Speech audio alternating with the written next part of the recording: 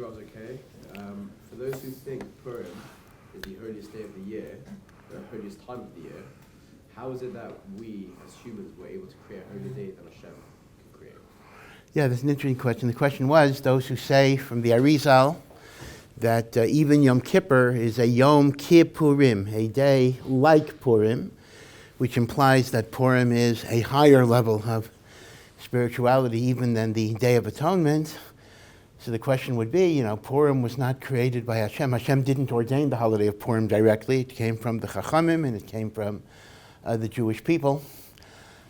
So the question was, how can the Jewish people create a holiness that is even greater than the holiness that God created? It is a good question, but the answer is yeah. In other words, this is exactly the point, that HaKadosh Baruch Hu gave to Klal Yisrael such an extraordinary power that we are godlike. In fact, the Rav Chaim Volozhiner says this is the idea that we are made in the image of God, is that we, just as God creates, we were given the power of creation. We create Kedusha in the world. It's an amazing thing. If you think about it, I'll give you an example in the halacha itself. Let's consider the idea of a neder. Now, the Torah says if a person makes a neder or a shvua, that an apple is usher to me, or I will not eat chocolate. It's an amazing thing. If you think how quite amazing it is, because chocolate is mutter to eat, apple is mutter to eat. But through my power, I can turn it into a piece of chazer. If I eat an apple after I ashered it, b'neder or b'shvua, I have converted something that God said is mutter into something that becomes prohibited through the kayach of my dibur. So you see the extraordinary power of a human being to actually create new spiritualities. I can do so in a negative way, like a neder or a shvua. I can do so by making something hektish, given to the Beis HaMikdash. I can do so even by the holidays. And moreover, let me point out that even the Yomim Tovim that are God-given, like Pesach, Sukkot, ultimately come from us because we sanctify the new moon, and that determines Rosh Chodesh, and the Yomim Tovim come from Rosh Chodesh. Do you realize what that means? The Mishnah says in Rosh Hashanah that even if the Sanhedrin astronomically made a mistake, they made the wrong day Rosh Chodesh.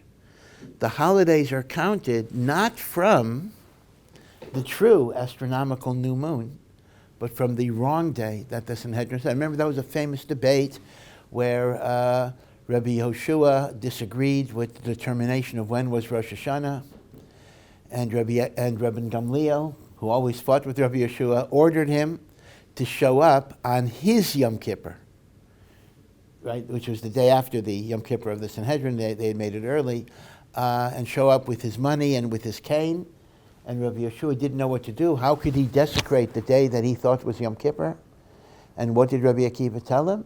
Even if you're right and they're wrong, the Kedusha of Yom Kippur will be based on that wrong interpretation. And as Hashem will bend, Hashem will defer. That's why we say on the bracha, Mekadesh HaShabbos, God sanctifies Shabbos, because that's automatic. When it comes to Yom Tov, we say Mekadesh Yisrael v'Rashi Chadashim, or Mekadesh Yisrael v'Hazmanim, because the pshat is God sanctifies us, and we, through the Sanhedrin, sanctify Rosh Chodesh and the Kviyas of the Yomim Tovim. It's a very important idea that we are a certain master over holiness, even in terms of the Torah holidays, and that would also be true for a holiday like Purim, which is rabbinic. Yeah. Here's the sentence. The Gemara teaches us about Yochanan Kohen Gadol, that he was the Kohen Gadol for 80 years, saw the Shekhinah every Yom Kippur, and didn't die. Yet somehow, Chazal then teaches that after 80 years of his service as Kohen Gadol and seeing the Shekhinah, etc., somehow he went off the derech. How could this have happened? It's one thing for a person who isn't sure about Hashem and his Torah, but here we have someone who spent time with the Shekhinah every Yom Kippur. His level of clarity of who and what Hashem is at its greatest, and yet he went off. The question here is, what caused Yochanan Kohen Gadol to go off? Yep, this is a great question. And of course, in effect, this is part of a genre of a lot of questions that we often have. How could the Jewish people who saw the 10 plagues in Mitzrayim, how could they do the Cheder Egel? Meaning, a lot of times we understand people going off the derech when they didn't really see Hashem in an obvious way, and they didn't experience miracles, and they didn't experience the revelation of the Shekhinah. So, okay, we understand that. But how do we have people like the Dor HaMidbar, or in the question, the Yochanan Kohen Gadol, 80 years, 80 years is a pretty long time. To be a Kohen Gadol for 80 years, to go into the Kodesh HaKadoshim, well, not 80 times, but whatever age he became, he was Kohen Gadol for 80 years, that's right. So 80 times he went into the Kodesh HaKadoshim. We don't know how old he was, over 100, who knows.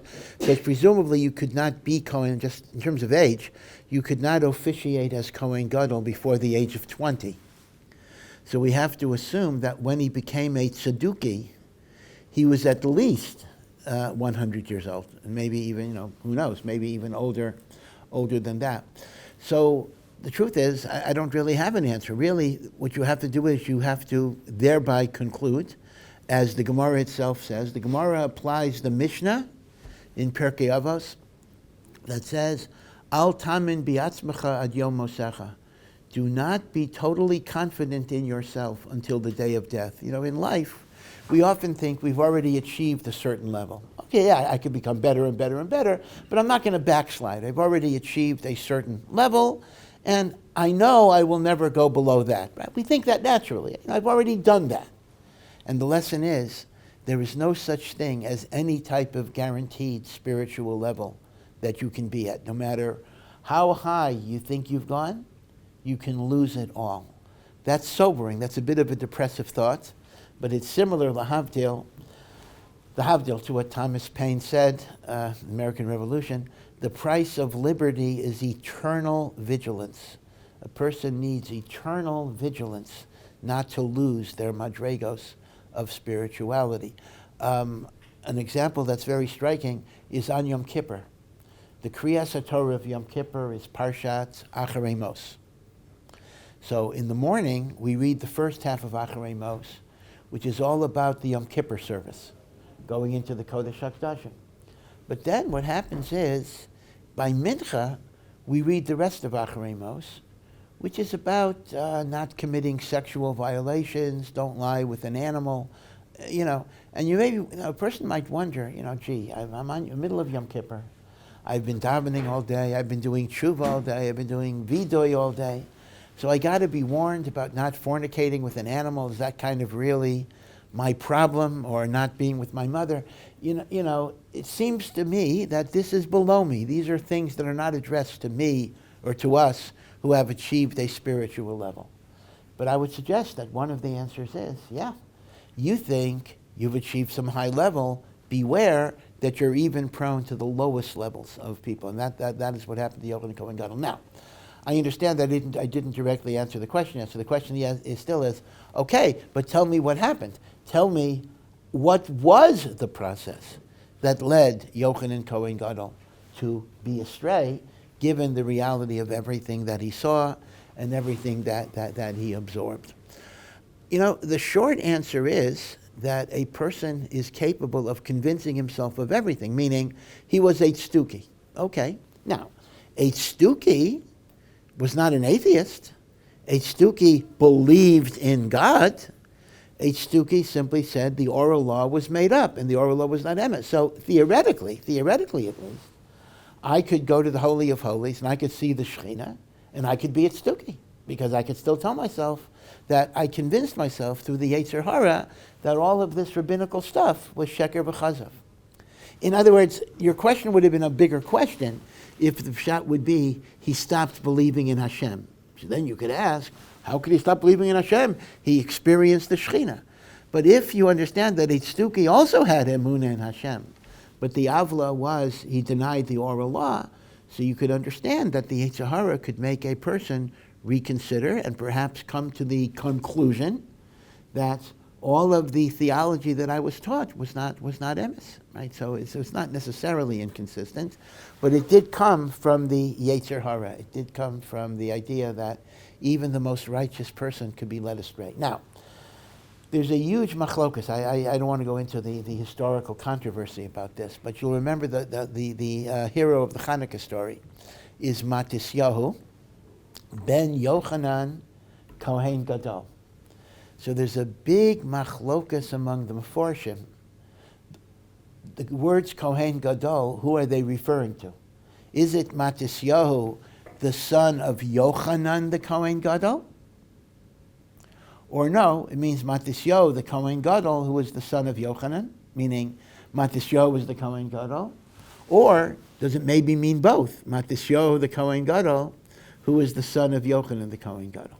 So there are three interpretations of who Kohen Gadol goes on, and there's even another machlokas if Kohen Gadol refers to the office of Kohen Gadol or it just means the great Kohen, meaning, okay. Now, let's assume the interpretation that Kohen Gadol is going on Yochanan, whether it's also going on Matisyahu or not, but it's going on Yochanan the Kohen Gadol. So then you get a second question. Who is the Yochanan Kohen Gadol that is Matisyahu's father?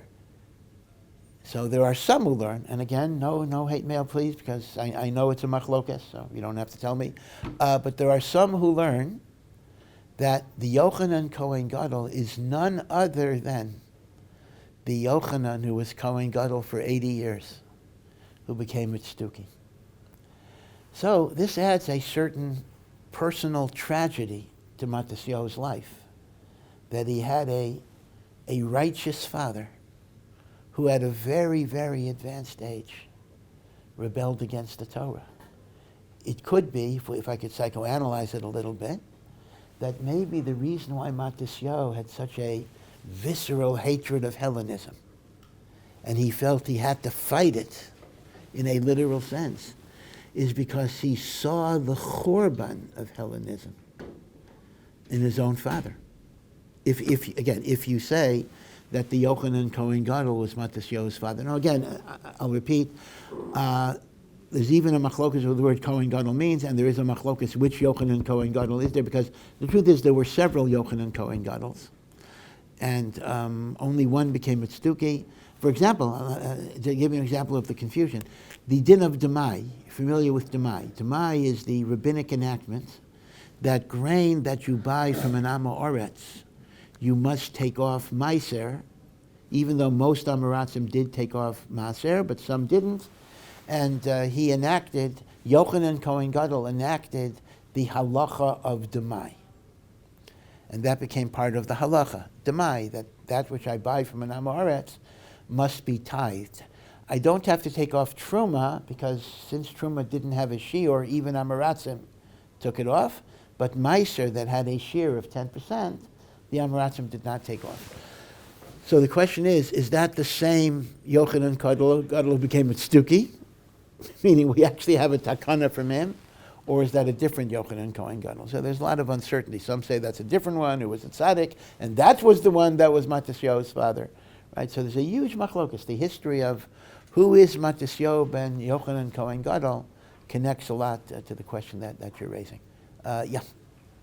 Regarding considering medicine, what are the halachic positions with regard to either violating Nagia during, even to become like a tea or something, violating Nagia during training, and also placing oneself in a position where they know they will be mutter to, and the same thing for Shabbos. If you're regarding putting yourself in a position where you know that you're going to be allowed to be l'chal Shabbos. Yeah. And then also like hashkafah. I'm sorry, the issue is medical training. Go to medical school where even as part of your training, you may have to touch women and desecrate Shabbos and the like. Yeah, it is a career concern. Now, here's the thing. Once you are a physician, let's work ahead. Once I am a doctor, then obviously if there's any need to save a life on Shabbos, at least a Jewish life, non-Jewish life would be a little bit of a question. So for shteitzach, it's a davar pashat, pikuach nefesh, compels me, it commands me to do what would otherwise be chilul Shabbos. There's no avera lahepach. If I were not to be mishtadel to save a life, I would be called a rotzeach, and a murderer. And similarly with women, a doctor, mi'ikar hadin, is permitted to treat women even if it's a non-life threat. Okay, that's the difference. I can violate Shabbos if it's pikuach nefesh. But the heter of negia of a patient is even if it's not pikuach nefesh, because when the Torah asers hugging, kissing, touching of the opposite gender, that is only when it is done for affectionate purposes, which could be sexually arousing. It does not apply to touching, which is not considered to be affectionate touching. Okay, that's important. In other words, it is important to understand that the heter of Chilul Shabbos is pikuach nefesh.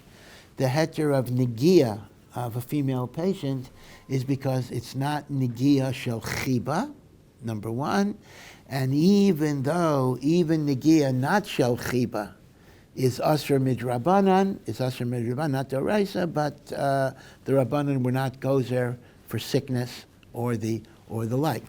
So once you're a doctor, now again, many people do say, even as a doctor, it's proper for a man to try not to treat women. Okay, it is proper, but if it's not avoidable, there's certainly no halachic iser with it.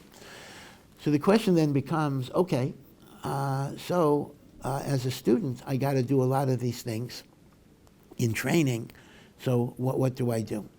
So it really depends. Shabbos is an enormous problem.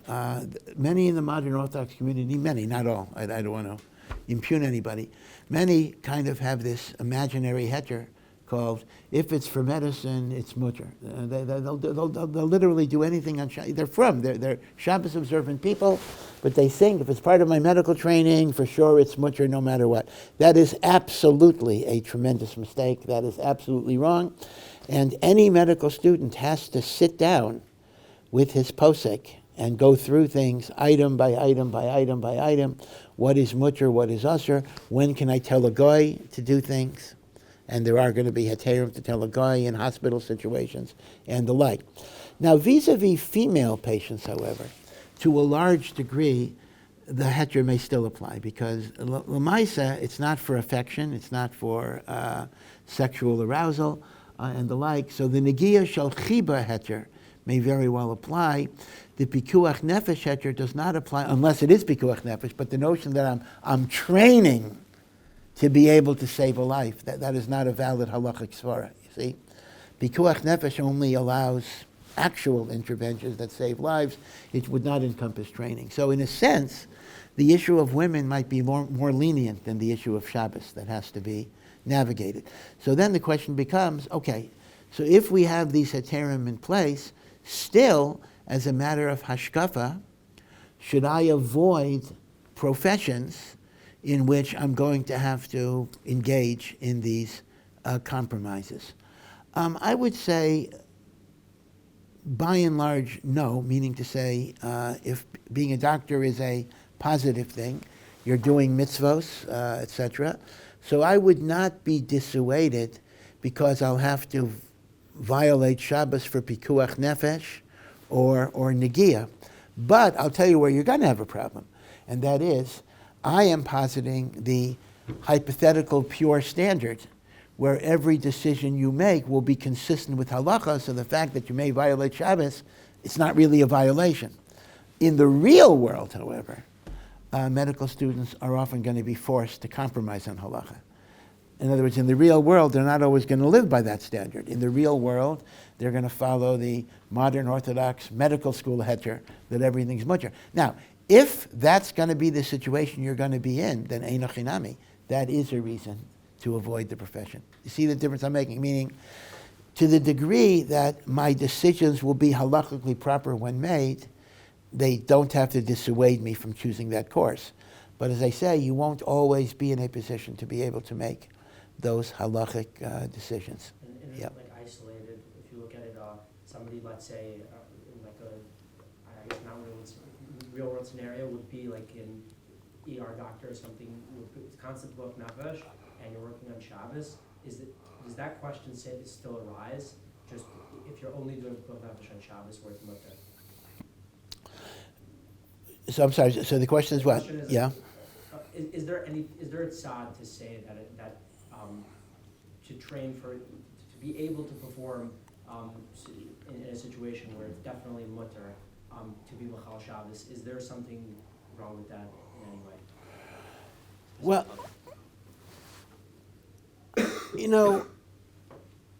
it's it's really going to be a balancing act, because obviously you want to be a person who keeps Shabbos. You want to be a person that has a home and a family in which there's the spirit of Shabbos.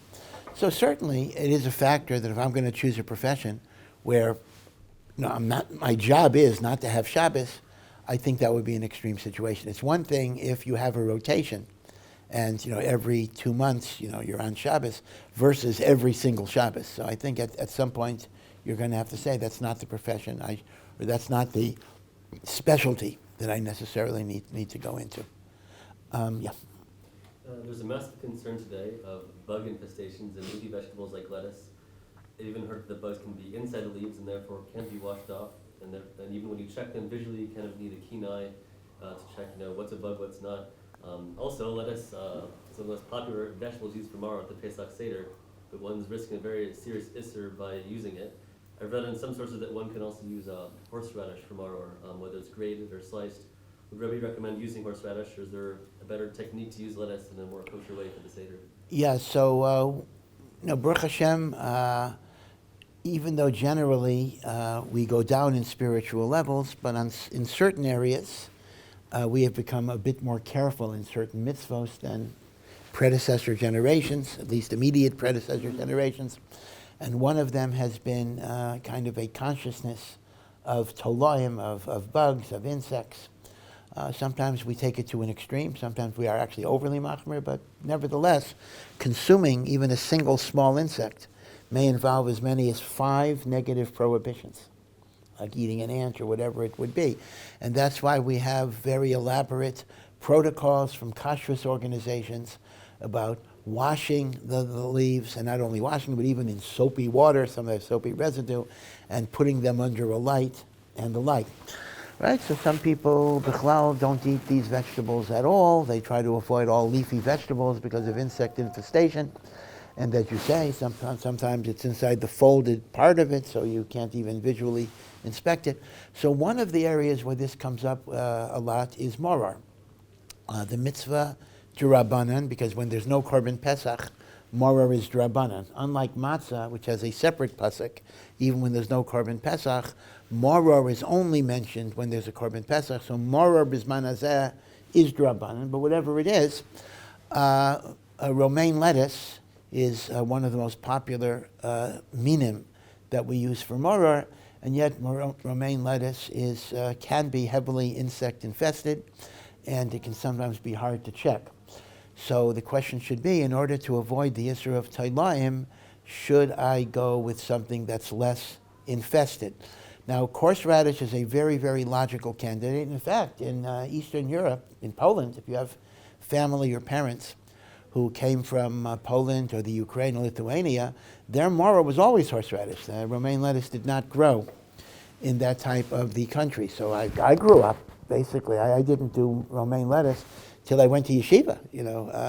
I grew up on horseradish. That was our maror. So horseradish is very, very good choice, but I need to mention a few points about horseradish. Point number 1 is extremely important. The horseradish has to be the raw horseradish root that is either sliced or ground.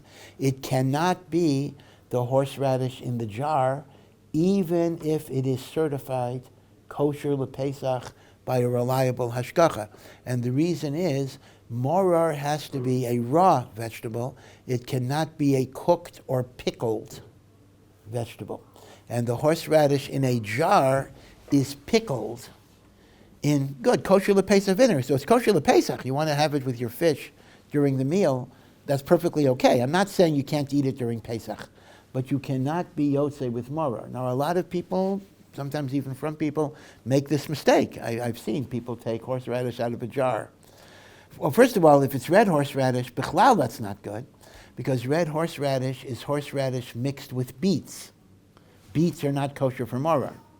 So red horseradish is absolutely no good, but even white horseradish, which is pure horseradish root, cooked in vinegar, is still not valid because it's cooked. So that's point number 1. It's got to be the raw horseradish root.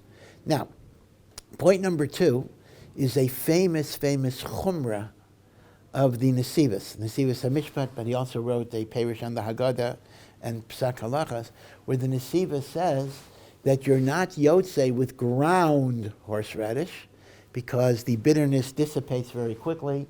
You actually have to eat pieces, slices of horseradish.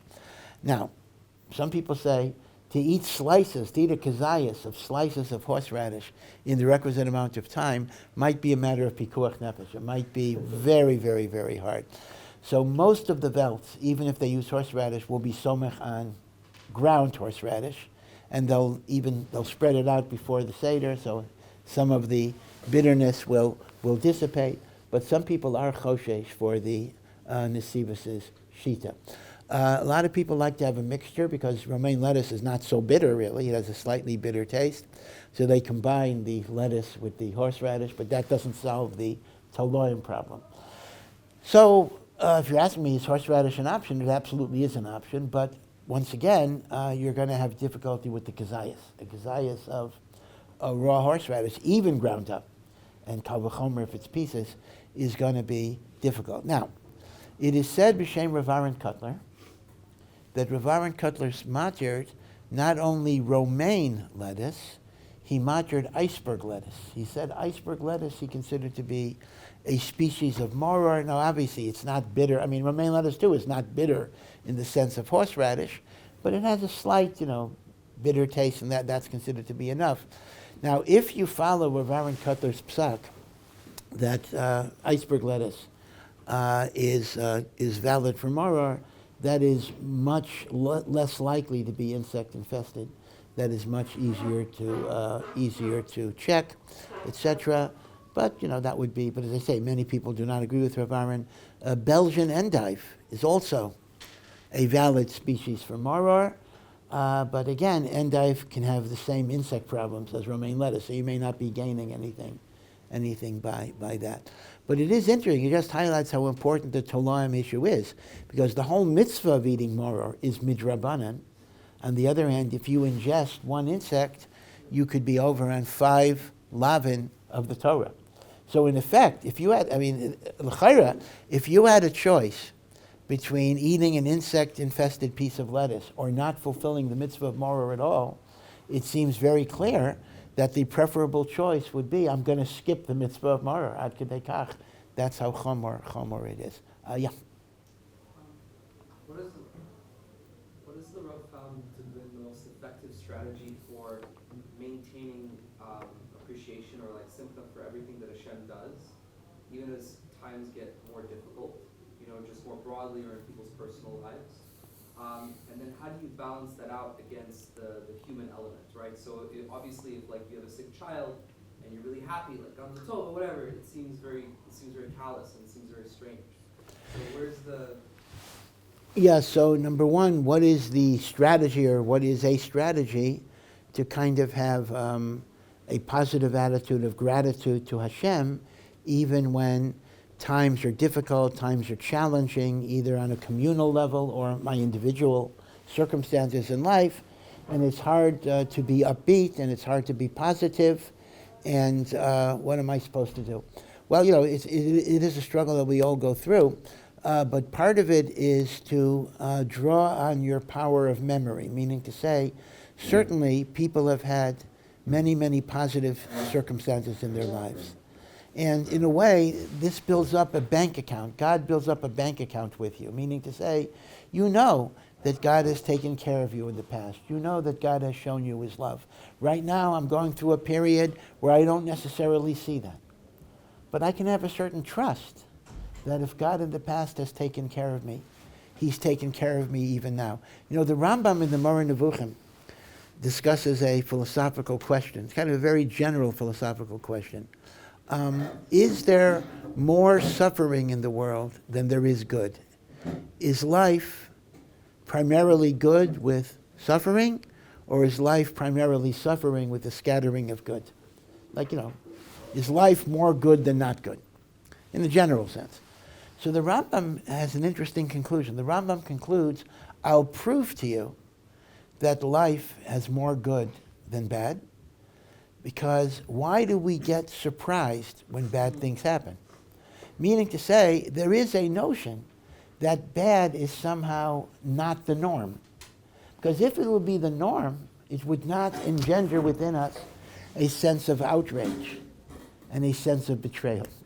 So in some ways, the very fact that we feel so betrayed implies that life is essentially benign and benevolent and compassionate. So part of that is how you recognize that. Now, in terms of Gamzu Latova, though, how can I be happy and be Gamzu Latova? A person has a sick child, God forbid, something like that. The short answer is, Gamzu Latova doesn't mean I'm happy. You know, halacha recognizes the legitimacy of different types of emotions. You know, on one hand, the Mishnah says, you have to bless God for the good as well as for the evil. Now, that doesn't mean that the same joy that you have when your son gets married is how you should act when your father dies. I mean, it's understood.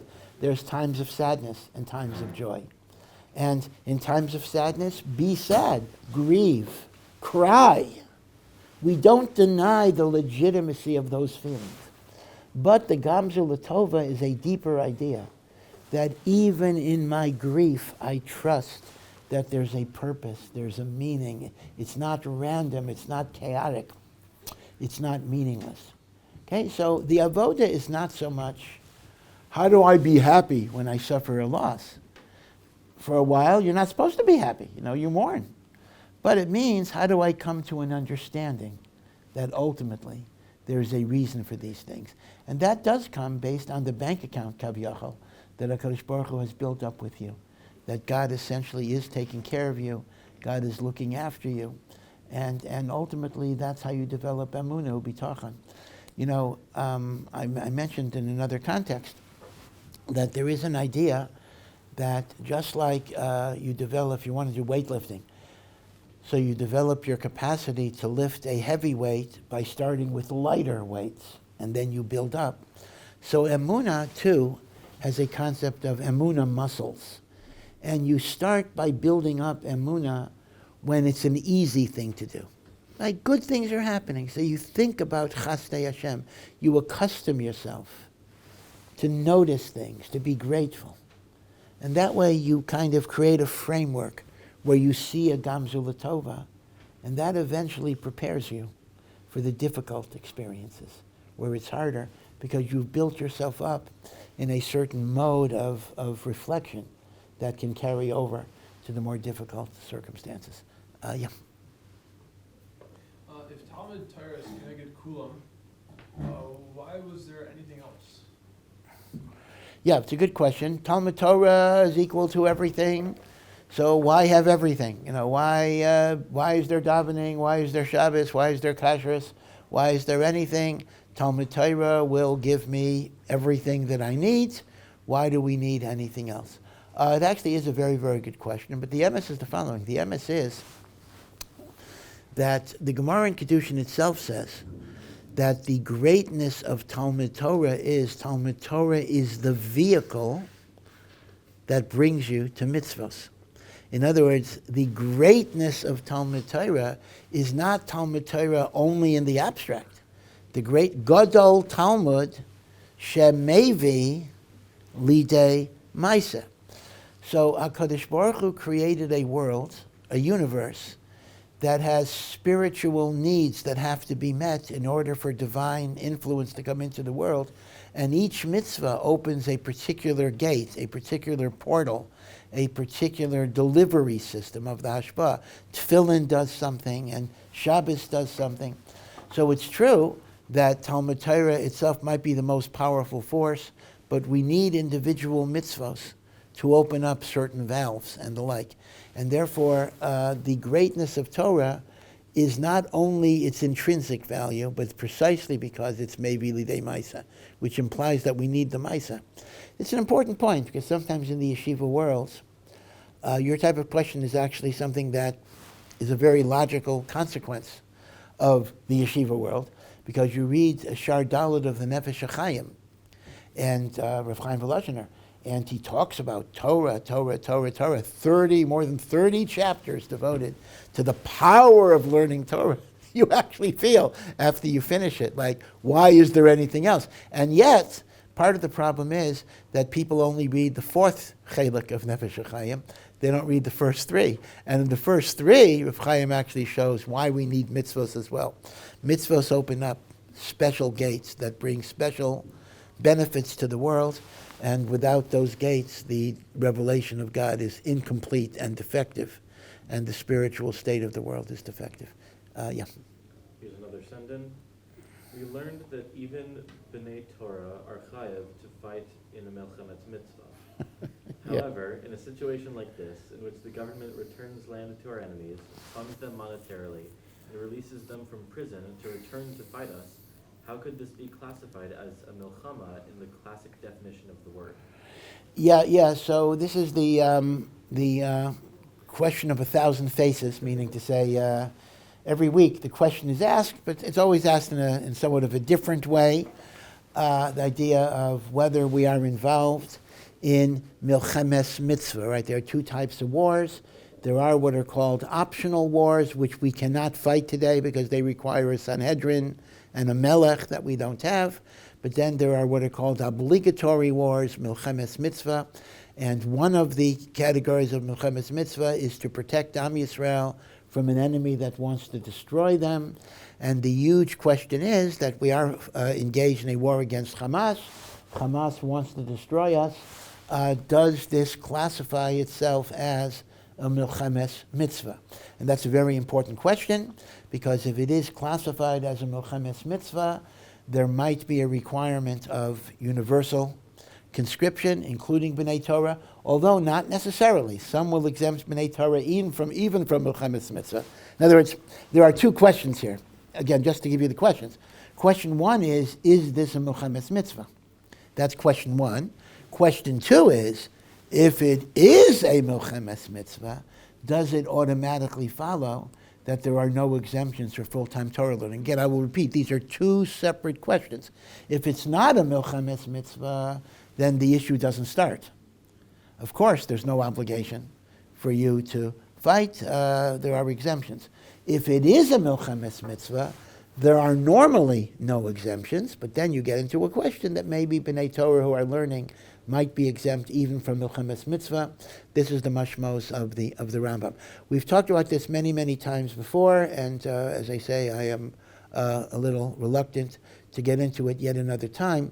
But the particular issue the questioner is raising, let me just address that, is, well, gee, you're calling this a milchemes mitzvah because we're fighting an enemy that wants to destroy us, but what about the fact that the government itself makes decisions that kind of create the dangers in the first place, giving up land, territorial concessions, kind of inviting the enemy to come? How could that be called a milchemes mitzvah if the government itself is creating, or in part creating, the dangers? In terms of that particular question, I don't think that's a compelling svara, because the government may make all sorts of wrong decisions that make things worse. But l'maisa, if we need to repel this threat, we're repelling the threat. The need to defend is still going to be there. In other words, the fact that there's contributory negligence on the part of the malchus does not in itself negate the imperative. But again, there are many, many issues here. Some say it's not a milchemes mitzvah because we don't have a melech, and even milchemes mitzvah needs a melech. That's the mashmos of the Rambam. Rav Kook says it is a milchemes mitzvah because government equals melech, even though you don't have a melech, the government itself may be a melech. Some say the fact that the government is not a religious state may negate the idea of milchemes mitzvah. Some say it's not milchemes, or even if it is milchemes mitzvah, that only requires people to participate in combat, and most Haredim are not going to go into combat, so I have no obligation to sit and man a snack bar, although that's lav dafka true. Their argument is, hey, we're ready to fight, but if we're not going to fight, why do we have to participate in behind the lines things? But the emes says that's not emes, because in any milchama you need people behind the lines as well, and that would be part of the effort. So there's a big, is there a manpower shortage? This is very controversial, right? The traditional argument has been that, okay, sure, Haredim, we're perfectly ready to fight if they need us. But they don't need us. They have enough volunteers. For many years, that was a very, very valid argument. Now it's being questioned in a lot of ways because the war is going on and on. There's a lot here. There's a lot here. No matter what I say, I've always missed some points that somebody's going to bring up. But these are parts of the issues. But just in terms of answering the direct question, the particular issue I think that the questioner raises is not going to be material on the Milchemes Mitzvah question. An analogy would be, is there a mitzvah to give tzedakah to an ani who has made irresponsible decisions that result in his poverty? And the short answer is, yeah, he shouldn't have made the decisions, but l'maisa he's poor, so I got to help him. Yeah. Regarding the din against, for men and women against wearing red clothing, Yeah. First of all, is it still applicable? And second, a broader question of if the reason why a din regarding chukas hagayim was installed because it was the practice of the Goyim, and it then subsequently is no longer the practice, does it still apply? Yeah, so the question would be, one example of not imitating the Goyim, not imitating their ways, was said to be a minhag or a prohibition against wearing bright red clothing. Now this is bright red, which means a lot of shades of red are mutter. For example, the color of your yarmulke would actually be mutter. People can wear a red tie and the like. The idea of bright fire engine red. And the Ramah brings that it's the minhag from the Gemara, really, that the minhag of Jews, not just Jewish women, but Jewish men as well, should not wear that type of clothing because of chukos hagayim. So the question that's raised is, if it's no longer a distinct garb of idolaters, it's just, if people wear it, everybody wears it, or nobody wears it, but it's not associated with dafka, with the goyim, does that take it out of the category of chukos hagayim? The answer is yes. The answer is if something is no longer chukos hagayim in the sense of being identified exclusively with non-Jews, it can then become mutter. Now, many poskim say that there's another reason for not wearing bright red, and that's it's not sanua, it's not modest, and the like. It's too loud. Even in lav dafka red, loud clothing is said to be discouraged. That, of course, would apply even today, but the particular idea of chukos hagayim is very situationally dependent, and if something is no longer chukos hagayim, then it's no longer chukos hagayim. So that particular reason would not apply anymore. Yeah. If a ben chutzlaretz comes to Eretz Yisrael and he only keeps 1 day, keeps being a makom for Yom Tov, can he fly out of Eretz Yisrael to, let's say, America on that second day? And two different questions. Meaning, one, if he lands on Yom Tov in America. Second, if it's no longer Yom Tov, it's only Yom Tov while he's in the air. Yeah. So let me first address it in a simpler way because your question connects to another question. Let's talk about an Israeli. Forget about a ben chutzlaretz who's keeping 1 day. I'll get to that. Let's talk about an Israeli. I'm an Israeli. I live here. I only keep 1 day, right? So I only keep 1 day. Am I allowed to take a flight on the second day of Yom Tov, which I don't even keep as Yom Tov? So absolutely, there is no problem in getting on the plane per se, because for me it's a Yom Chol. The problem is, of course, I'll be flying into Yom Tov. So let's take two scenarios. Scenario one is I land, right, in the United States or whatever, and it's still the second day. It's still Yom Tov. Now, once I land, I am certainly bound by the laws of Yom Tov Sheni, if for malacha, if for no other reason than maris ayin or machlokas. So the halacha is a very interesting halacha. The chiyuv of a ben Eretz Yisrael to keep Yom Tov Sheni Shel Galias in terms of malacha, not in terms of davening. In terms of davening, he davens tfilat chol, but in terms of malacha, only applies if he's within the Tichum, within 2,000 amos of a community of Jews. So as long as he's in the airport, interestingly enough, even though there may be Jewish people going by, he is actually allowed to do malacha in the airport. He can do malacha in the airport because that's called rachok min hayishav.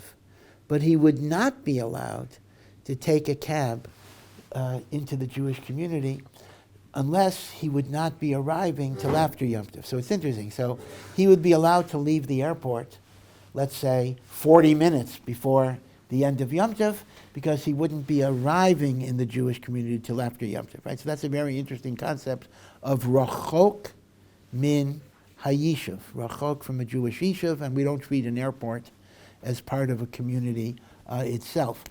Now, if he flies into Yom Tov, let's say while he's on the plane, and Yom Tov is going to be over when he lands, that's actually a very, very interesting question. One might say, well, basically, why should the airplane be different than the airport? I just told you, even in the airport, he could do malacha. So if you take that position, that would actually mean that unlike Shabbos, if you fly into Shabbos, you got to keep Shabbos, or Yom Tov Rishon, whatever it would be, it may turn out that Yom Tov Sheni is not going to be chal on you, on the airplane itself. Okay? Now, the first part of your question is already a loaded issue, and you started off with, I'm a ben Eretz Yisrael, only keeps one day. Well, once again, I'm assuming that you have a psak to that effect, meaning the notion, your question, ben chutz la'aretz is only keeping one day. As you know, the big question, which is relevant to many, many, many Talmidim here, is, every time, right before Ma'ariv of the second day, every single Yom Tov, I got like 20 people lining up. Do I keep 2 days, 1 day? They always want to know, like right before Ma'ariv of the second day. And as you basically, I don't want to give a whole share on this, but there are basically two basic approaches. There is the Shita of the Chacham Tzvi, which is followed by the Alter Rebbe, the Shita of Chabad, and many, many Sfardim, which is pretty simple and logical. When in Rome, do as the Romans do. When you're in Israel, you keep 1 day no matter what, and therefore you would keep 1 day, and then you would apply the same rules. But then we have the minhag of many, many Ashkenazic poskim, including the Mishnah Brura, that you are still mechoyev to keep 2 days, and as a result, you would not be allowed to take the flight at all on Yom Tov Sheni. So again, whatever your psak is, Lagabe Yom Tov Sheni will determine it. But as I say, on the plane itself, you do not fly into Yom Tov Sheni, and even in the airport, you're not going to be bound by Yom Tov Sheni, but you cannot enter a Jewish community until it's after Yom Tov Sheni. Because in that community, you're not allowed to do malacha. And by the way, we paskin, even privately, even b'tzina. One should not think there's a heter b'tzina.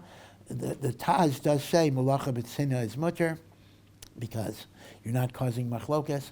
But the Mishnah Brura is machriya that we forbid malacha even privately. Yeah, do you want to say? I was saying, but a ben chutz la'aretz who he lands, let's say lands in America, for him, like, he was only keeping it as a minute, like he was only. Oh, okay. Yeah, you're right. Okay, thank you. You're right. You need to rethink this a little bit. You are right. There would be a difference in your scenarios. Meaning, if I'm a ben Eretz Yisrael who lands in America, what I said is correct. I was thinking in that orientation. Yom Tov Sheni is not chal on me on the airplane, and it's not even chal on me even in the airport. It takes effect on me only when I reach a Jewish community, and at that point I will not be allowed to do malacha even b'tzina. I'm just repeating, and therefore I gotta take my cab in a way that I don't arrive in the Jewish community until after Yom Tov. Now, if, however, I am a ben chutz la'aretz, you are correct, and let's assume, yes, and that's why you asked the question that way, and then I'm following the Shita of Chabad, or I'm a Svardi, or the Chacham Tzvi, so I think you are correct. The chalos of Yom Tov Sheni will not just be a minhag, it'll actually be a din, because that is my din once I'm outside of Eretz Yisrael. So it would appear, number one, for sure in the airport when you land, you will be subject to all of the laws of Yom Tov Sheni. So that'll be a problem in retrieving your luggage and muktzah and everything else. You'll have to have somebody do it or whatever. Whether it would be chal on the airplane would be a difficult question. Some would still say that you're not really in chutz la'aretz till you're on the ground. That would be the question. But you are correct. There would be a separate cheshbon for a ben chutz la'aretz versus a ben Eretz Yisrael. that's a good point. Yeah. In this week's parsha, we learn about the laws of kashrus, and I'll admit that I'm not so knowledgeable on this kasha, but I'm hoping the Rav can shed some light, dealing with the shafan. That the Torah says the shafan brings up its cud, but does not have split hoofs, and that traditionally the shafan is said to be the hyrax, which scientifically does not bring up its cud. And I know there's a safer, Yeah. the gamble, the hair, and the hyrax. Yeah. And I've heard this kasha brought up. I'm hoping the Rav can shed some light. Well, it is a very, very difficult question. The shafan is, some define it as a type of rabbit, which also, rabbits don't have split hoofs to be sure, but they don't chew their cud. Right? Chewing their cud is a regurgitation, right? A cow chews, it goes in, it's digested in one stomach, then it comes up again, he rechews it, goes into another, right? That's a ruminant, it's called. So cows and the like are ruminants, goats, sheep. The hyrax, or hares or rabbits, are not ruminants in that particular sense. So the question becomes, what is the identification of the shafan? So you are correct. We actually have a whole book on the subject. Again, controversial. It's not a well, the author is a controversial author. This is Rabbi Natan Slifkin, who did a good job in the book. As you know, he's involved in a lot of different controversies and the like. But still, it's a worthwhile book just to go through the research on the particular issue.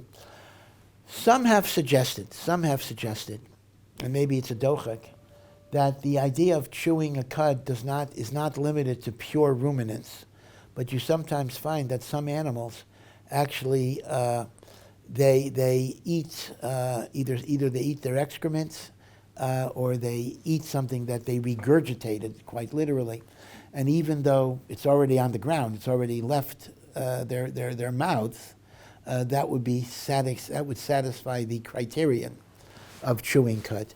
So there are, again, I think Rabbi Slifkin's book will go through those possibilities. But that would be it. If you're going to identify it as either the hyrax or a hare of some sort, a rabbit of some sort, you're going to have to redefine male gera to include external consumption of excrement or the like. And that would be the question. Is it the Gemara that defines it as a hyrax? Or No. The Gemara doesn't define it at all. I mean, the truth is, we don't really know what these animals are. We're just trying to figure it out, but there's no Gemara that specifically says what it is. So now the truth of the matter is, in the case of the shafan, it's not halachically that important because we have the simanim. In other words, in order to be a kosher animal, it has to chew its cud and have split hoofs. So if an animal doesn't have both of those, I know it's treif, even if I don't know the exact translation. Where it becomes a major issue is in a different context, the list of non-kosher birds. It's very important to understand that the Torah's treatment of birds is very, very different than the Torah's treatment of fish and land animals. When it comes to land animals, we have two simanim of kashrus, chewing the cud and split hoofs. When it comes to fish, we also have two simanim of kashrus. There have to be scales, right? Scale, that's why shellfish is not kosher. And there has to be fins by which it navigates in the water. So there are going to be machloksim even about that. Swordfish have, a certain type of scale, but it doesn't really separate so much.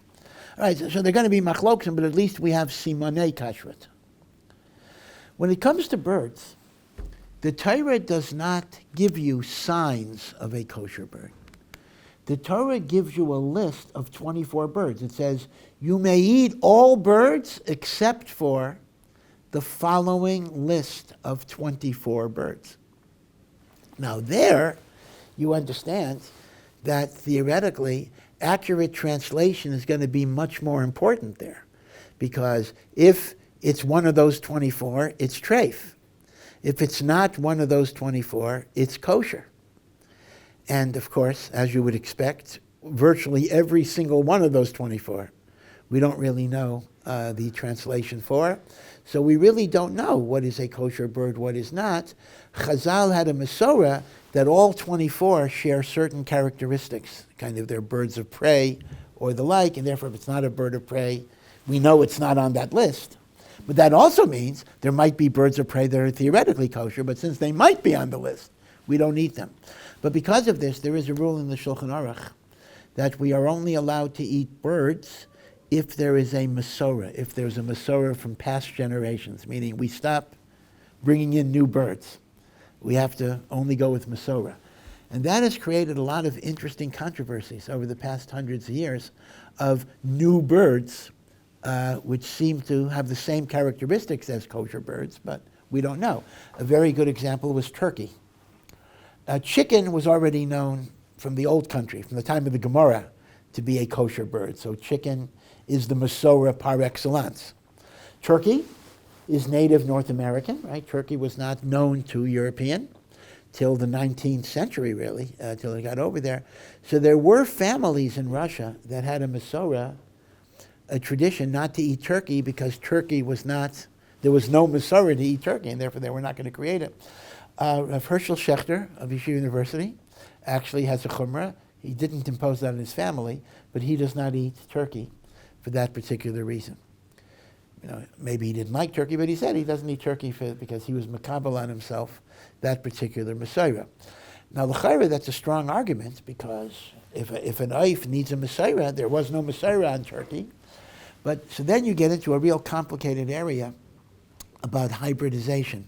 It's all very subspecialty in the laws of kashrus, and that is, if a bird without a Masorah is capable of mating and reproducing with a bird that has a Masorah, so the hybridization would mean that halachically they're classified as one species, even though biologically they're not classified as one species. And since there is theoretically a chicken and a turkey can mate and produce, that would be enough to push turkey into the Masorah category, hybridization.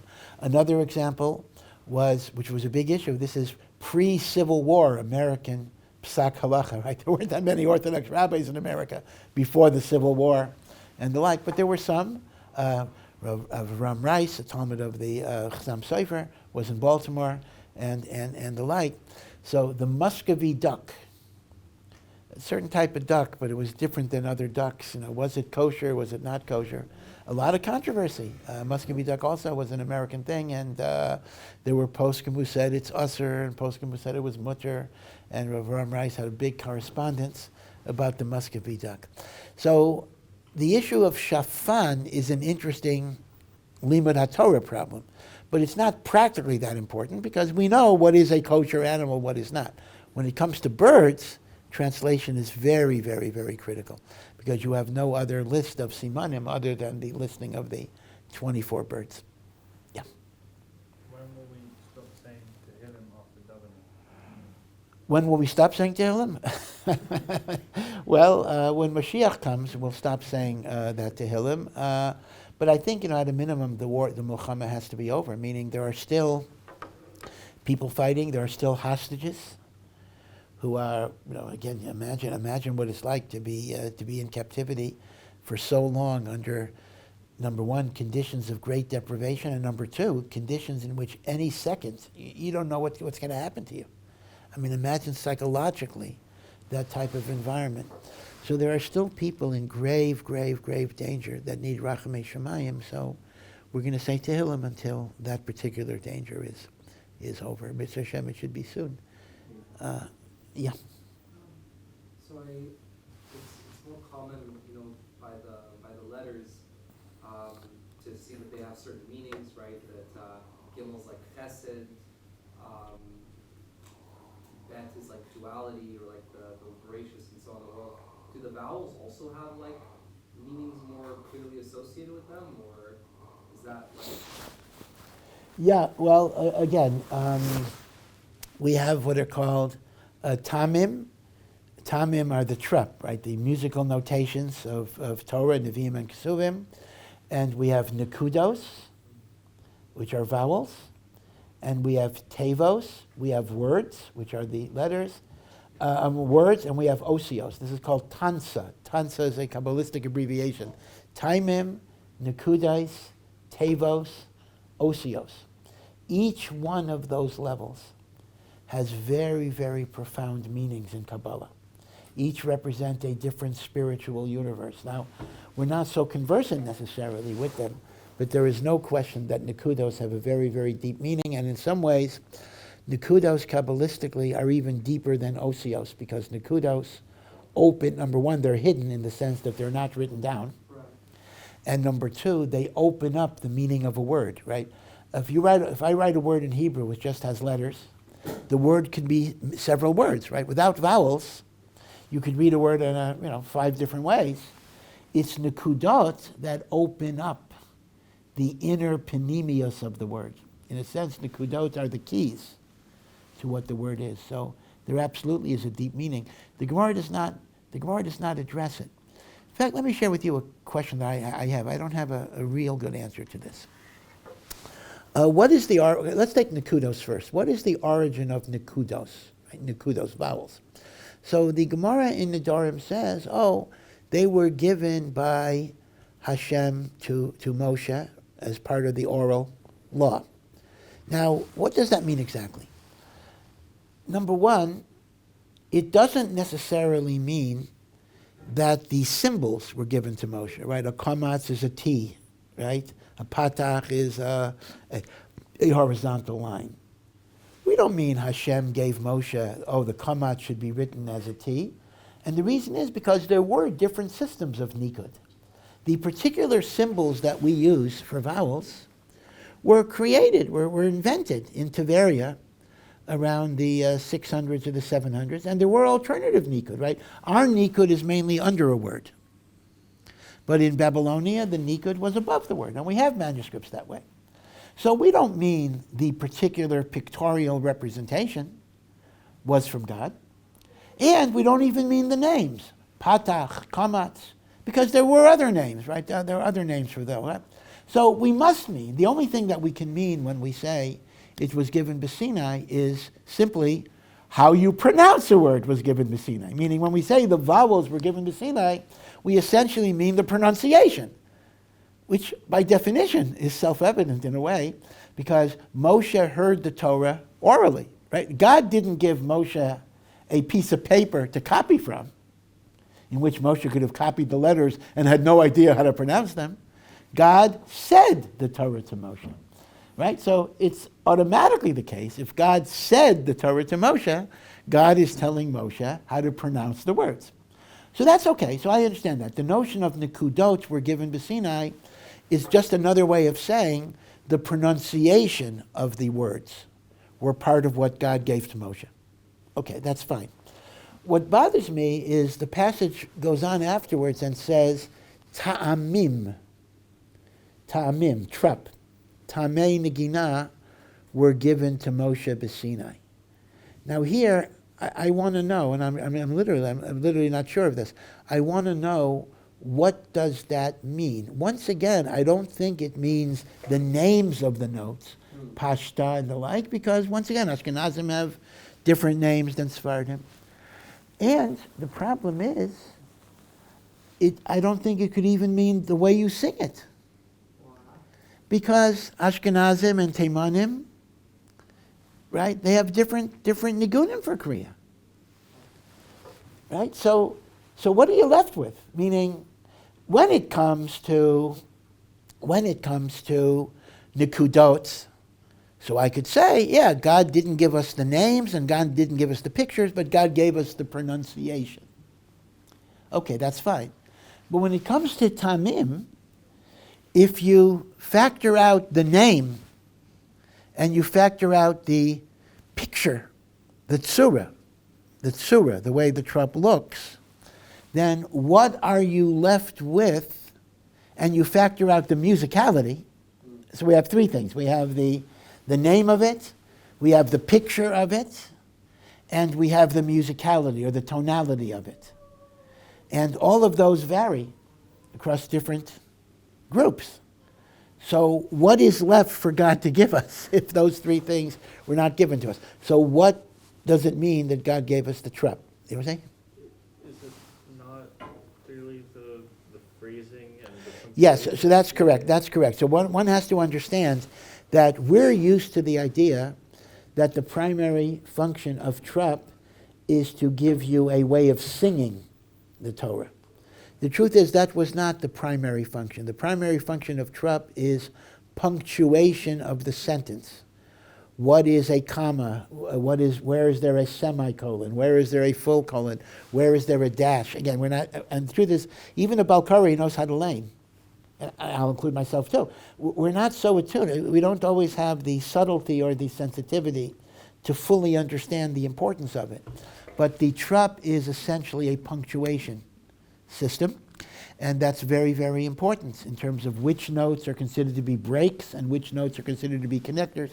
So once again, we would argue that the same way that God gave Moshe the pronunciation system, God gave Moshe the punctuation system of what's called a major break, what's called a minor break, but the actual musicality was not part of what was nimshur to Moshe, and that's why Taimanim do it one way and Sfardim do it another way. And the pictures of the notes as well was a matter of convention, and the names of the notes, Pashta, Munach, although some of those names are quite mysterious, what they mean exactly, but they were not part of a Sinaitic revelation. Regarding the status of Al Shabbos regard to its halachic implications, was that, is it something that about mitzvah of Shabbos, that's it's like the first period of Hashem, and it's something particular about that he's denying? Or was it like societal, that somebody like especially like in Europe, in like the ghetto formation, where all the Jews are in one place, and it's like a real rejection of Judaism? Yeah, so the special rule, the special opprobrium that we apply to a Mechalel Shabbos b'Farhesia, one who desecrates Shabbos publicly, is based on the factor that Shabbos is an edus. Shabbos is a testimony that God created the world in 6 days, and one who rebels against Shabbos and is willing to do so publicly is publicly declaring that he is a kofar, that he denies God. Now, based on that, if a person actually denies God publicly, that would be even worse, right, in a sense. So it's lav davka Shabbos. Shabbos is an example of a kafira barabim of Torah. Now, as you know, there were a number of poskim with the rise of the Reform movement in the 19th century Germany.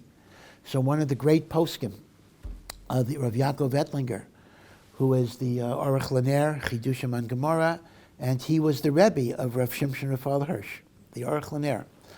And he was living at a time when the Reform movement was proliferating and growing. People don't realize it was like wildfire. I mean, Frankfurt was a great, great city. It was the city of the Chassam Sofer and the Pnei Yoshua, a real bastion, and it was almost totally spiritually destroyed till Rav Hirsch tried to build it up slowly until eventually, over many, many years, he built it up into a glorious Kehillah, which was still a majority Reform, but at least he created a great enclave. See, it's interesting. We think of Rav Hirsch in terms of his writing, and that is certainly the contribution that we get from him.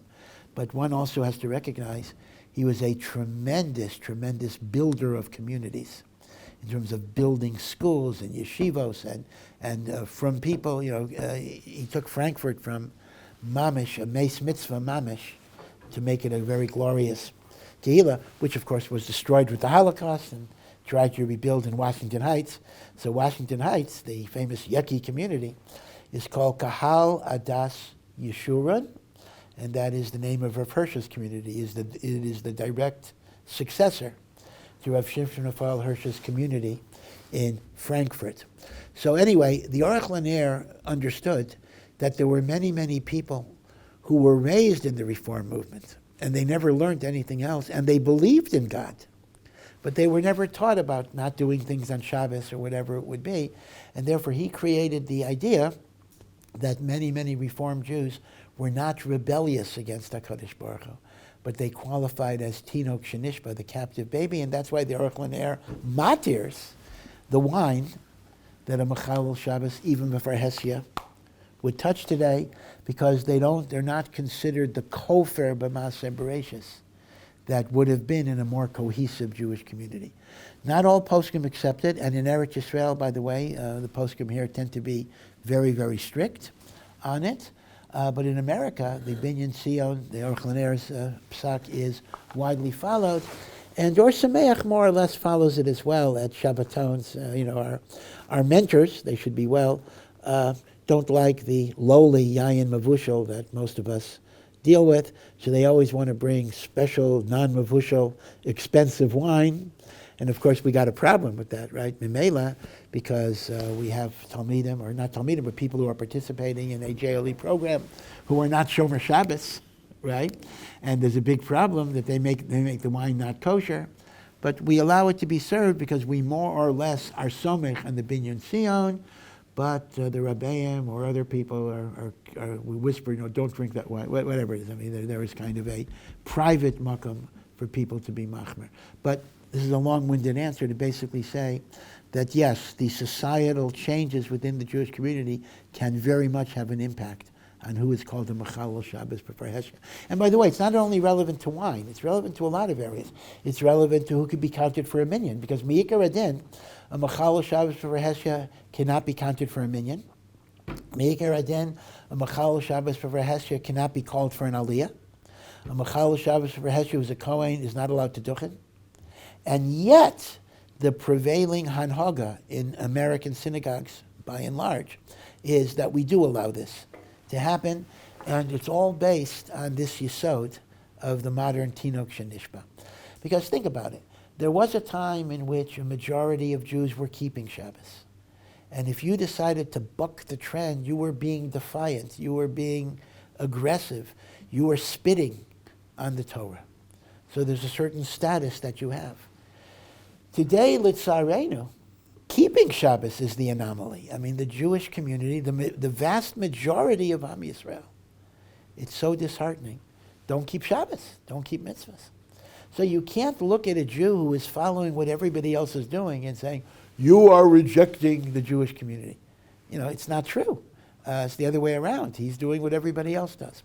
So there is a lot of logic in what the Binyan Sion says. But I want to point out, even today, there is room to be machmer in a lot of in some situations. I mean, let's say you had an uncle, right? Your uncle had been raised your uncle went to yeshiva, your uncle got smicha. But then, like Yochanan Kohen Gadol, he went off the derech. But he likes to show up for your bar mitzvahs, and he wants an aliyah, whatever it is. The truth is, when it comes to people like that, there's still a makam to be machmer, even after all the Binyan Sion. There are going to be people who are not tinok shenishba. In fact, this goes back, the yesod of the Binyan Sion actually goes back to a Rambam.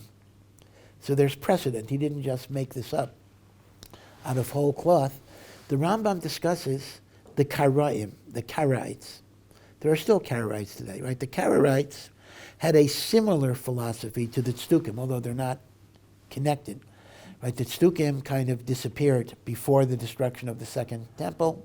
The Karaites were invented much later in the 10th century or the 10th century, the 900s, the time of Rav Sadia Gaon, etc. But their philosophy was basically that they didn't accept the Talmud Bavli, they didn't accept the rabbinic tradition. So technically, they were kofar in Torah Shebaal Peh, even though they were very observant, meaning it wasn't like Reform. I mean, the Karaites were very strict in what they kept, but they didn't believe in the Torah Shebaal Peh Bichlal. So the Rambam himself had a lot of problems with Karaites because the largest Karaite community was in Egypt, was in Cairo. Fustat, which was the Rambam's part of Cairo, and the Rambam often had to engage in a lot of polemics with the Karaites. And the question becomes, the Karaites didn't intermarry, at least then, so the assumption was they were Jewish, but still, if they weren't accepting halacha, did they have the status of kofrim, apikorsim? Could you count them for a minyan, or whatever it would be? And the Rambam differentiated between the first generation of Karaites, who had been rabbinites, who went over, versus the children who were born into it. And the Rambam says, the children who were born into it are like tinok shenishba, because they were never raised with any belief in the Torah, and therefore we should be makarev them with love and consider them our co-religionists and the like. So that is kind of where the Binyan Sion went with respect to the Reform movement of the 19th century. So it's miyusad on the Rambam's famous psak. Yeah. Here's another sentence. What zechus did Og Melech HaBashan have to survive the flood?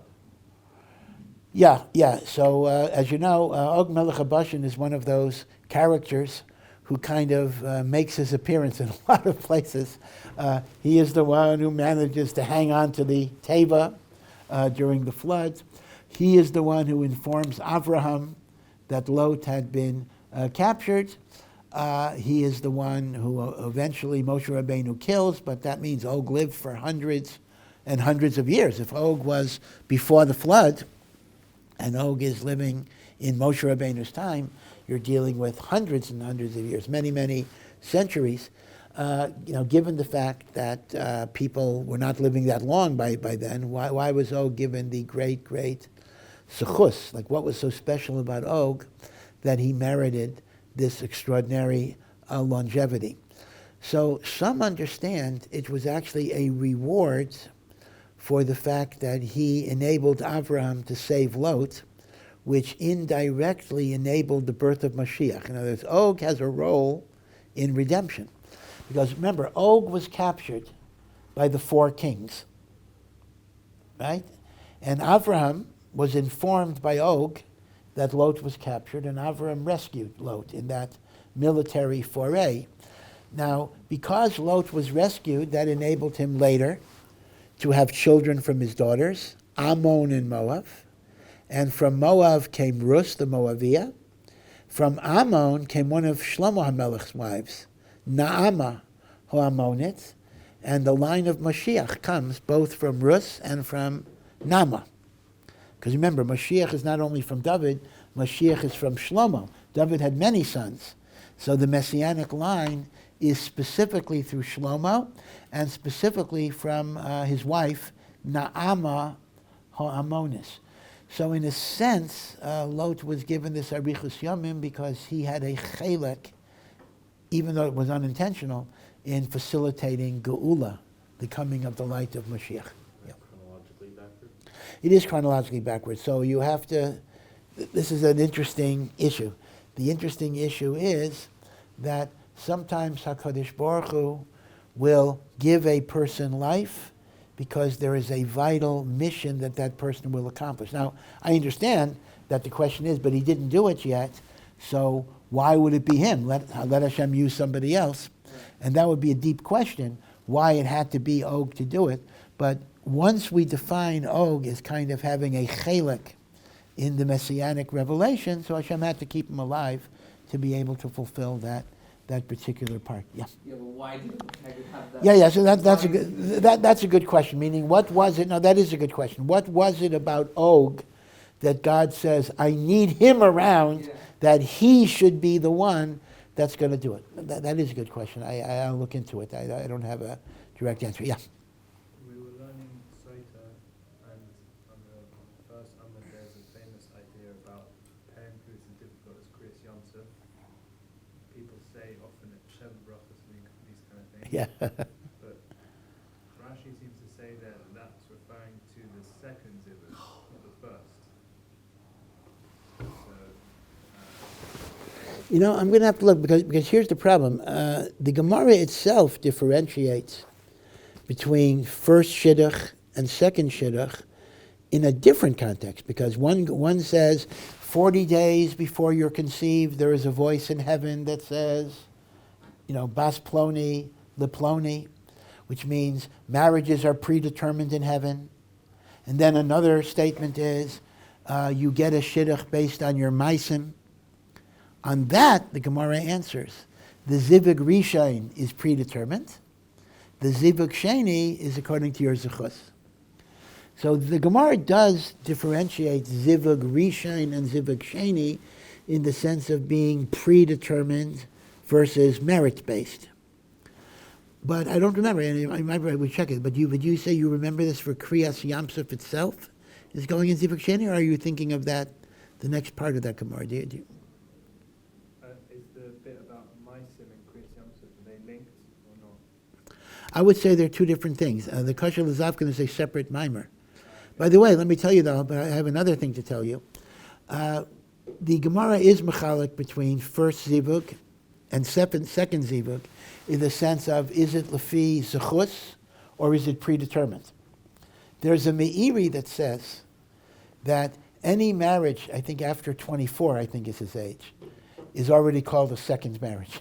Because if you've delayed a lot, it's like kind of a bit of a sad joke. A very fine person who was married, but the marriage was short and he got divorced, was trying to encourage his friend to get married already. And he said, listen, we're the same age. I'm already on my second marriage. You haven't even done your first. Let's hurry up. So the concept is, the Meiri actually says, if you're not married by a certain age, he says, it's already second marriage, which is interesting because, most, if you're not a chassid, most of us do get married. We're older, 24 or older. People don't get married so young today. So it turns out that all of us are Zivuk Sheni, so we're all living with Hakol Lefi HaZechus. So that's why it's important to try to make yourself as good as possible to be Zeicha to a good shidduch. Yeah. When Moshe has a bunch of times in Yeshivas where he writes of an Acharon that he couldn't have said such a thing. So obviously, if anyone has license to say such a thing, it's probably Moshe. But what's he doing? What does that mean? Yeah. This is a bit of a controversial technique, at least a writing technique that Rav Moshe has. That when Rav Moshe came to certain conclusions, and he would be shown that some great Acharonim, sometimes even Rishonim, wrote a certain way the opposite.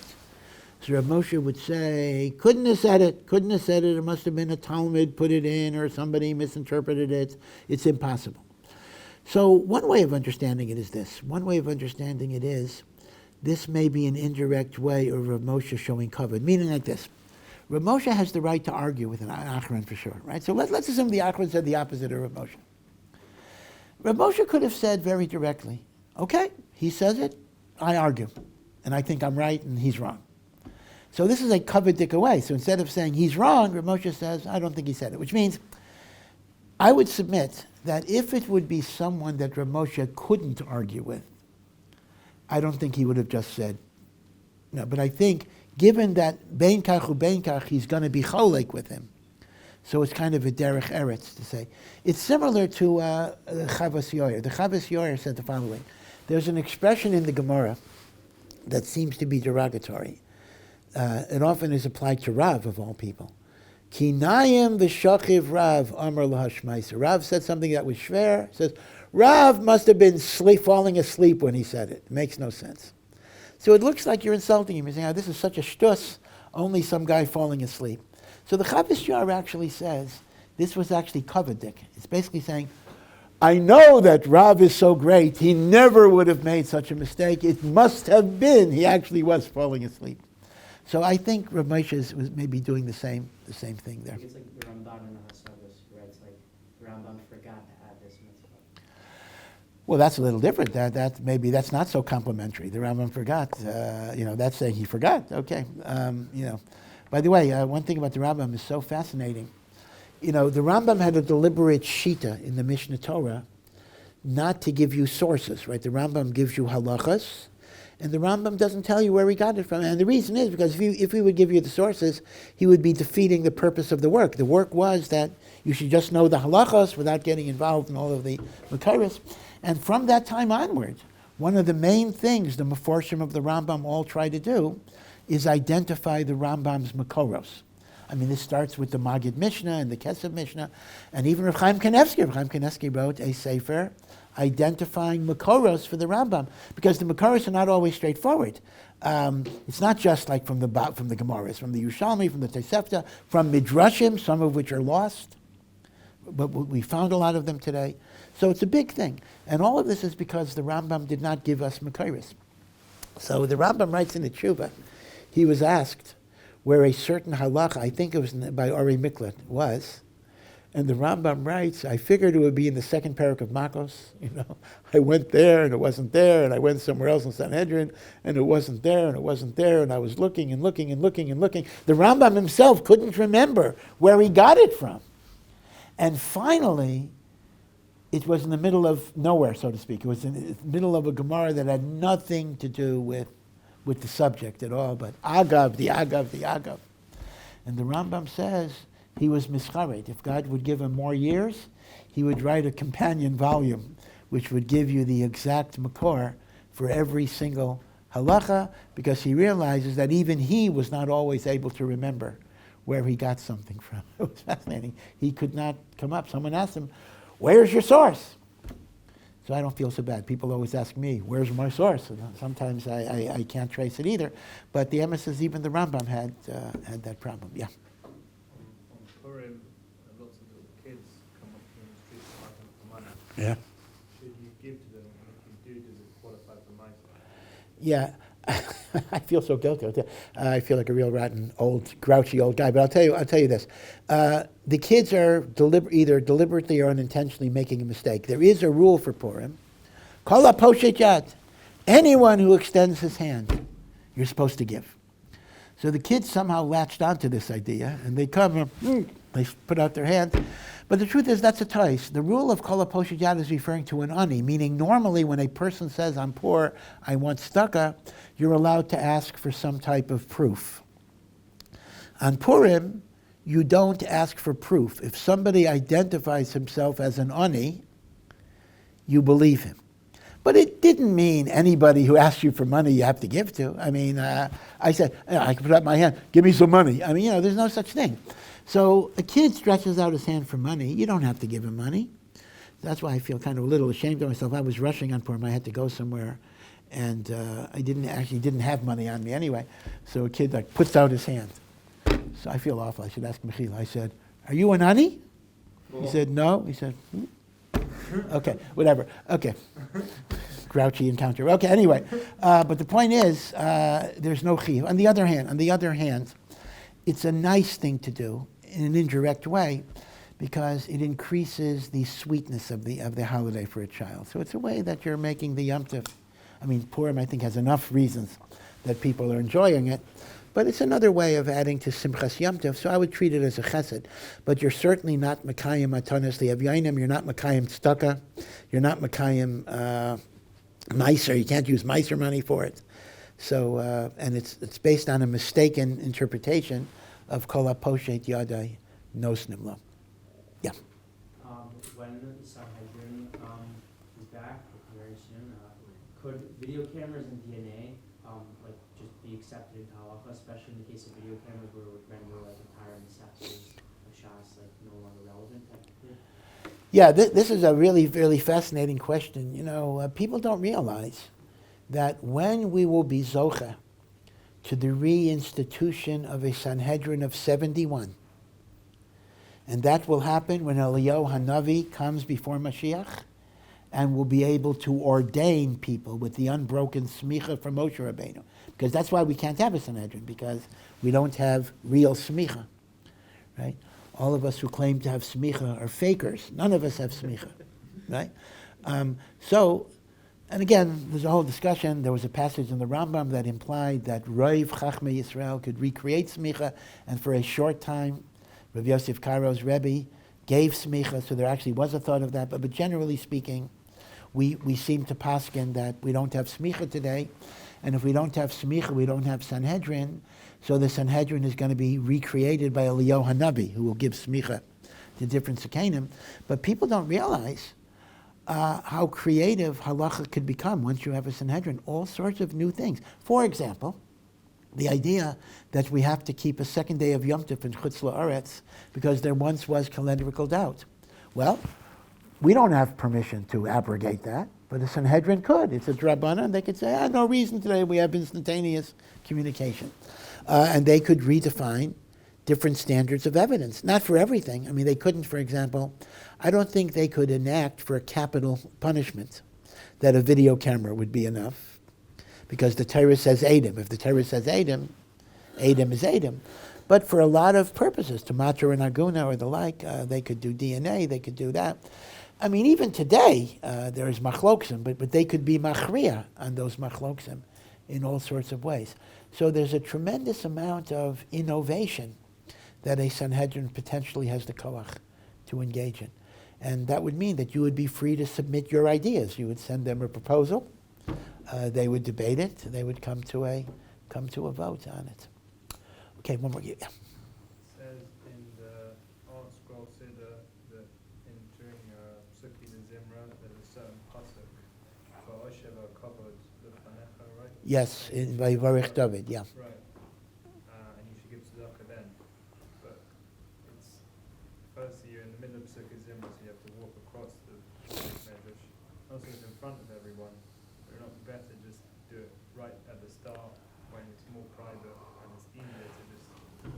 Yeah. So the notion of giving tzedakah when you say the words, via Aisher v'kavod milfanecha, it is brought by the Mishnah Berurah, but this really comes from, I think it's the Arizal, it's a minhag of Kabbalah, meaning it wasn't the halacha per se. The only halacha that's in the Gemara is it is proper to give tzedakah before you daven. That actually is a halacha, but the Gemara certainly does not indicate any particular place before Shemona Esrei that you give the tzedakah. But the Arizal had the svara that since Osher v'Akavod is talking about money, so you should connect your tzedakah to be zocha to the brachos of Ashiris, that it can help you to serve Hashem. So the truth of the matter is, not everybody is knowing, in spite of the Mishnah Berurah, not everybody is knowing. Many people, in fact, are not zohir to give it there. So, you're not doing an Aveira if you don't give it at that particular point. And in a lot of places, the Gabbai comes to you, meaning it's not like the pushka is there and you got to walk there, but you've probably seen it in a lot of shuls. A person goes by and you drop it in. So I would say, if for some reason it disturbs your kavanah, I'm not sure what your problem is. If you're saying it disturbs your kavanah to walk. Cross and move the chairs and then hold the siddur. Yeah. So if it affects your kavanah in even a small way, I don't think you have to be particularly zohar. You could do it ahead of time, and that'll be good also. The main point is that we should give tzedakah before we daven Shemona Esrei. That's the main point, because our tefillah is more makubal when we give tzedakah. That's the law of the Gemara itself. Okay, thank you. Be well. This is our last one. Is that it? I think so. Or we have one more next week. Is that? No, I think this is the last. Okay, I want to wish everybody a Chag Kosher V'Sameach, a wonderful, wonderful Pesach, and may it be a Geula V'Yeshua to Am Yisrael.